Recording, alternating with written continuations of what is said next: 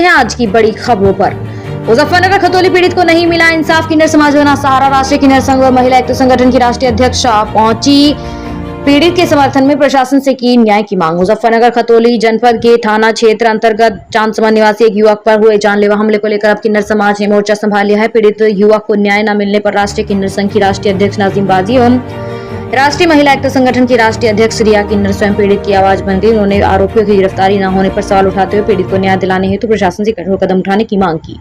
किन्नर समाज ने थामा पीड़ित का हाथ। हमले में शिकार युवक ने बताया कि वह अपने घर के बाहर खड़ा था, तभी कुछ जान पहचान के युवकों ने अचानक धारदार हथियारों से हमला कर दिया। इससे हमले में उसके बाबा के सर में चोटें आई हैं, गला कट गया है और दांत भी टूट गए हैं। हमले के बाद पीड़ित ने खतौली थाने में तहरीर दी, जिसके आधार पर मुकदमा दर्ज तो कर लिया गया, लेकिन आज तक कोई गिरफ्तारी नहीं हो सकी। प्रशासन की निष्क्रियता से पीड़ित है परेशान। पीड़ित युवक का कहना है कि वह लगातार न्याय के लिए थाने व अधिकारियों के चक्कर काट रहा है, लेकिन अब तक कोई ठोस कार्रवाई नहीं की गई है।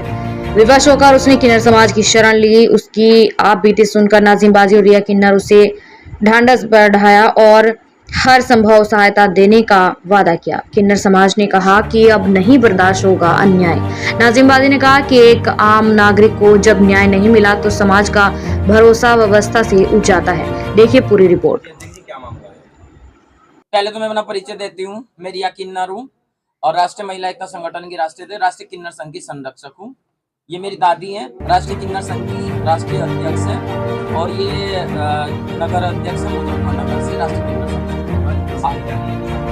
आज हमारे यहाँ पे मतलब मेरे संज्ञान में एक मामला आया था खतौली थाने का। गांव चांदसमंद का है और वहाँ का एक लड़का है, उसका बेचारे का मतलब मार पिटाई करके पूरा होठ खराब कर दिया, मतलब पूरी खाल निकल गई, 2 दांत तोड़ दिए गए हैं। और पुलिस ने कार्रवाई करने के लिए बोला है कि जिसकी 7 साल की सजा है उसको हम अरेस्ट कर सकते हैं।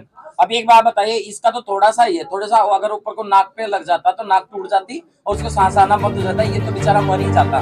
तो इसमें भी क्या 7 साल की सजा होने का प्रावधान होना चाहिए, या फिर जो एक तड़ी पार व्यक्ति है और जो जिला बदर व्यक्ति है, क्या वो खुलेआम घूमेगा और सबका मर्डर करेगा और पुलिस कार्रवाई नहीं करके उसको अरेस्ट नहीं करेगी? क्या पैसे खाए किसी ने?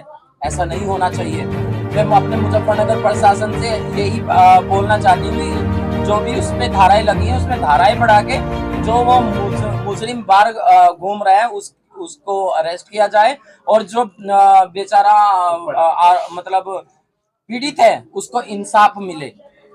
तो उसकी डॉक्टरी नहीं की गई क्योंकि ये वो ज्यादा सीरियस था, उसको फिर प्राइवेट हॉस्पिटल में लेके गए। कौन पुलिस वालों का इंतजार करता, क्योंकि पुलिस वाले तो वहां पर आए नहीं है। और बाहर डॉक्टरी होने के बाद में भी उसका यहाँ से होठ कटने के बाद में भी अभी भी पुलिस एक्शन में नहीं है। तो मैं तो हाथ जोड़ के यही रिक्वेस्ट करूंगी अपने मुजफ्फरनगर प्रशासन से, एसएसपी महोदय से, डीएम सर से और डीआईजी सर से, जो हमारे सहारनपुर के अंदर हैं, और अपने एडीजी जोन जी से और डीजीपी सर से, मुख्यमंत्री साहब से, ऐसे जुर्म तो ना बढ़ाओ, इनका कंट्रोल करो। कुछ ना कुछ तो करना पड़ेगा। अभी ये 7 साल का प्रावधान है, उसमें मतलब किसी बेगुनाह की जान जाते जाते बच गई और उसमें 7 साल का प्रावधान हम देख रहे तो ये तो सही नहीं है।